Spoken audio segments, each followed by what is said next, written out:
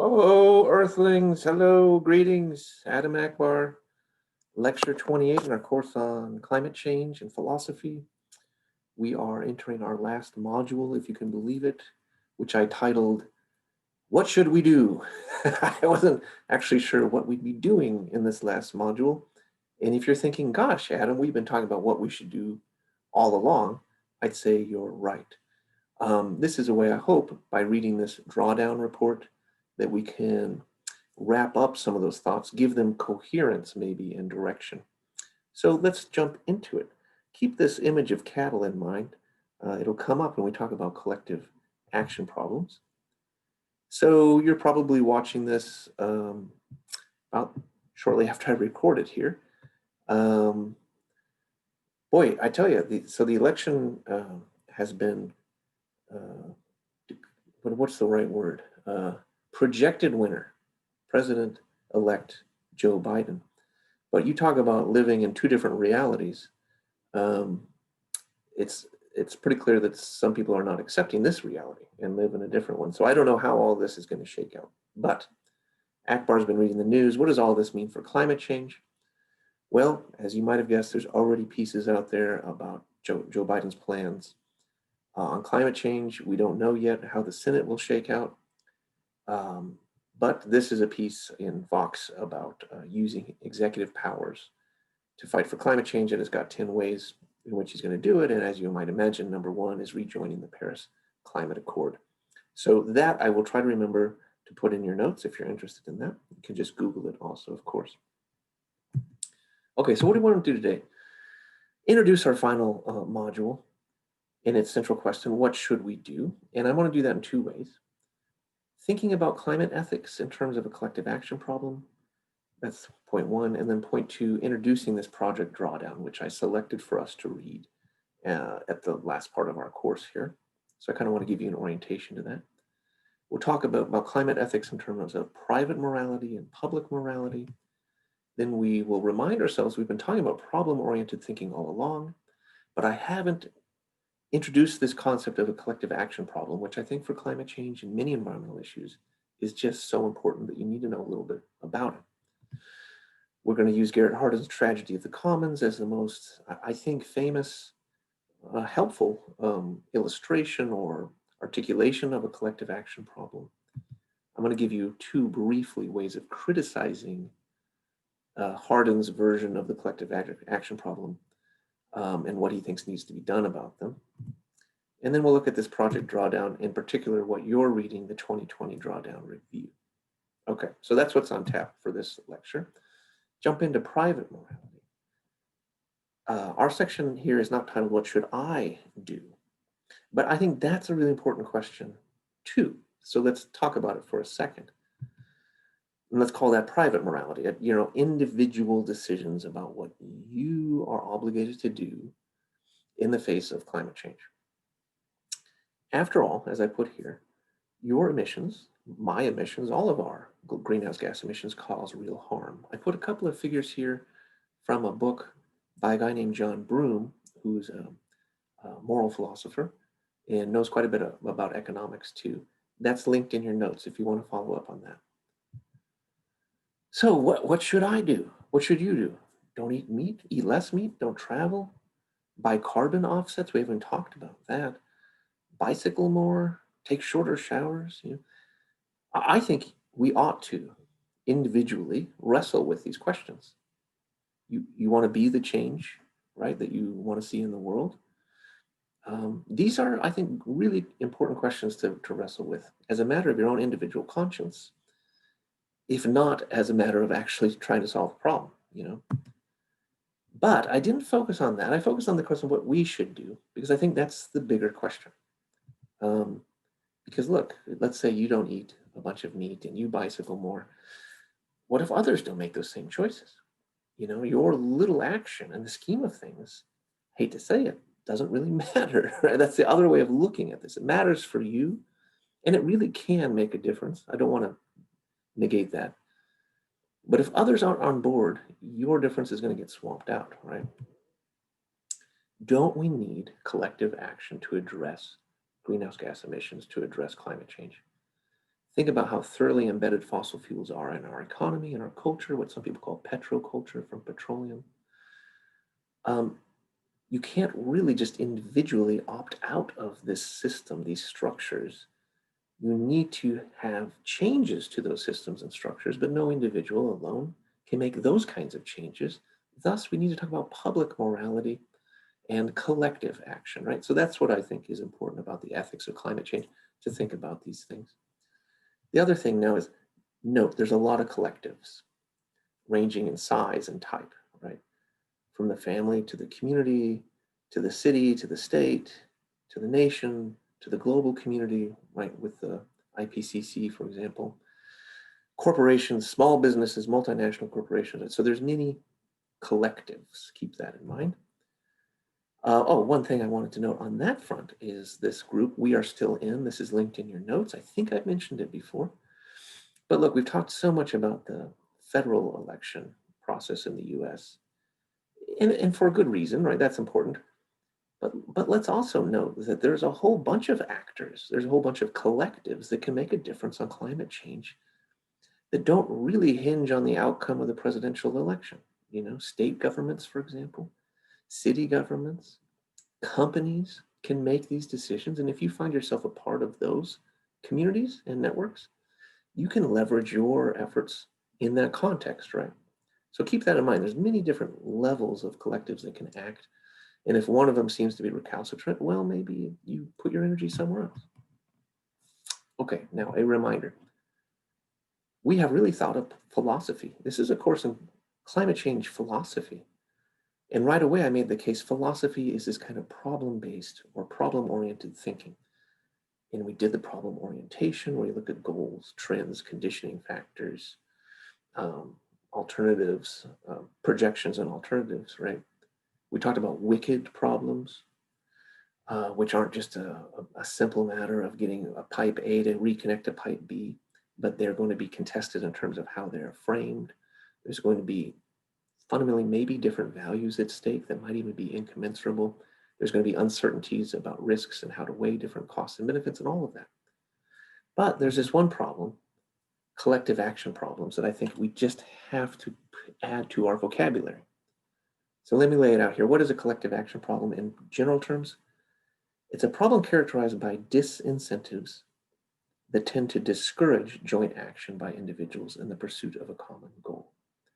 And it's kind of a tragedy, Garret Hardin says, because everybody kind of wants the same outcome in a general sense, like sustainability or, healthy air, clean water. But we don't get those things because we don't act together, because there's these disincentives to joint action.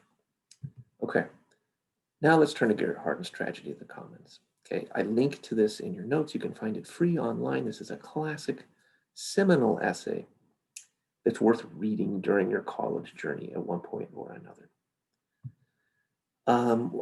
There's more to it than just this, but let me jump to this part of the article. He says, imagine you got cows on a shared pasture. Or alternatively, you can think about pollution. So his example is about a commons that people overgraze. They put too many cattle out there, and it ends up depleting the soil and the capacity of the land to regenerate. And by the end of that, everybody adding too many cows, the land is ruined and everybody ends up worse off. But you can also think about pollution in the commons, let's say in this case of the air. Everybody adding pollution, even though they all want clean air, they don't act collectively to achieve it. And then at the end, everybody gets what they don't want, which is unbreathable air. Say. Now, but go back to the pasture example. He says, imagine it's a commons, nobody owns it. And you have all of these different cattlemen who are making individual decisions about how many cattle to put out there. Every time they put a new cow out there, they get the more or less immediate benefit of a new animal that they can bring to market, and they get all of that benefit. There is a cost everybody recognizes in terms of the depletion of the land to regenerate, but they don't bear that cost entirely. That cost is spread out, it's diffuse, and it's going to be longer term. It sort of accumulates over time. So it's really kind of a perceptual or phenomenological problem. What you experience is the more or less immediate benefit, the goodies. What you don't experience Although what's just as real is that long-term diffuse cost, right? And that's the disincentive really on a root level, is that there's really not as strong of an incentive to get together and avoid those costs as there is to kind of go after the goodies, right? Now note, if one person exercises restraint, okay, their private morality, others are likely to just take more. So if I say, gosh, we're overgrazing this commons, I'm not going to put any more cows out there. Somebody else says, oh, great, more room for my cows, and that's the problem. Hardin actually calls this the tragedy of freedom in the commons for that reason. He thinks, and again, this is contested, I don't know if necessarily I think it, that individual freedom is in some sense the root of the problem. And for that reason, he concludes what we need in the face of collective action problems is, quote, mutual coercion mutually agreed upon. In other words, democratically enacted rules and regulations to limit the kinds of freedoms that lead to collective tragedy, okay? We could see this as regulations to solve market failure problems. This should sound familiar now. We have actually been talking about this, but we just haven't put it in this framework. Now, there's two kinds of criticisms of this. One, free market environmentalism. If the commons is the problem, get rid of the commons. Okay, it's not freedom that's the problem, they would say. People will care for private property. So if you were to just privatize that common pasture, for example, well, then somebody was going to be a better steward of it. Okay, that was the problem. Nobody was taking care of it. That's this perspective. Or if it's pollution in the atmosphere and it's hard to privatize the air, you can price the pollution. Remember, we've talked about externalities. Or you can price the ecosystem services somehow, although that's difficult, like the fertility of the soil. And if there's a price on it, then that cost that was long-term and diffuse and it didn't really hit people, well, now it's going to hit them. And that takes away the disincentive to act collectively, right? So that's one, I think, viable, interesting response. The other, I put this woman here, Nobel Prize winning economist Elinor Ostrom. You got to mention her when you talk about tragedy of the commons because she presents another critique. Not free market solutions, but also not big government regulations, right? She talks about her research, which won the Nobel Prize, was all about common pool resource management. And if you think about all of the mostly non-Western, often indigenous cultures out there, now sometimes it's true, those cultures have given way or have caused environmental problems that have led to big problems or even ruined their society. But oftentimes these cultures have found ways to live sustainably, utilizing the resources in their local environments. And how do they do that? Well, not through the free market and not through government regulations, but through these common pool resource management schemes, which are diverse. I don't have time to go into them now, but just suffice it to say, it's neither the top-down government control nor the invisible hand of the market. It's a kind of shared reciprocity of mutual aid and trust and tradition with, of course, some rules, right, and regulations all mixed together, okay? Last thing for this lecture, Project Drawdown. Okay, so that's what I want to say about what we should do. So just frame it as a collective action problem and connect that to things we've been talking about already. Let me give you some orientation to this Project Drawdown that I've assigned for you. Who's the leader of this? Paul Hawken, author of a book called Natural Capitalism. That should give you some sense of his orientation here. He's not going to be a radical socialist or a communitarian or something. He thinks we can solve climate change more or less through the existing societal structures we got in place, as long as we start making better decisions. And then Amanda Joy Ravenhill, I know less about her, only to say that she's a climate activist. And of course, there's lots of other people too, but those seem to be the big leaders. What's the big picture on their project? Well, I think on the biggest level, we need collective action. Okay? And the collective action we need is political and some tech innovation. It's standards and investment. In other words, this is eco-modernism, I think. What they're saying is we don't have to change our lifestyle. Okay, it's not this, you read this report, it's not going to be about people should do with less. No, it's we need to get the right tools scaled up quickly, so that we can live the way we live, just without the consequences on the environment. In other words, decoupling, right? So this really made a splash in 2017 when they came out with their first report. It's a beautiful book, illustrated, And it's the top 100 climate solutions as ranked on a cost-benefit basis. And that cost-benefit assessment is the way public morality is usually done. So we have to do something. Usually what we do is try to calculate the costs and benefits of this alternative and that alternative and the other one. And that's all they're doing. They're saying, look, we have all these range of actions for addressing climate change.